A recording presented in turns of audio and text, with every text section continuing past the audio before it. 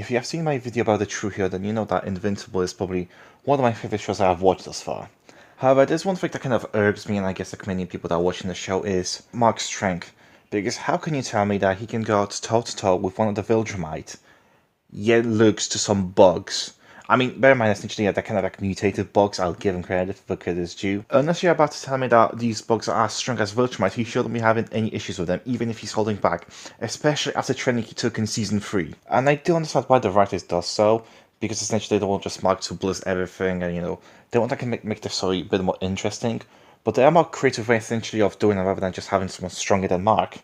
I'm going to take one of the Cody artists because I made a similar argument with Ben 10. This is what I've been talking about for years, where they should just write stories to counter Ben's experience rather than constantly nerfing Ben for the sake of giving him simpler plots. You can have it now one of the episodes in having the villain something like Mysterio, which just fucks with perception. Or one of them is could be essentially kind of like a evil version of Canary from a DC.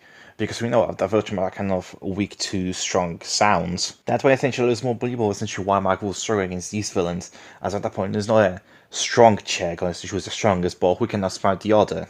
That would make it an interesting fight. You already kind of had that already with Angstrom leaving in Season 2. And someone in Season 3, but at the same time that also kind of became a strong check essentially if Mark's strong enough to beat him. That's what I wanted to say, and let me know if you guys agree with me. See ya.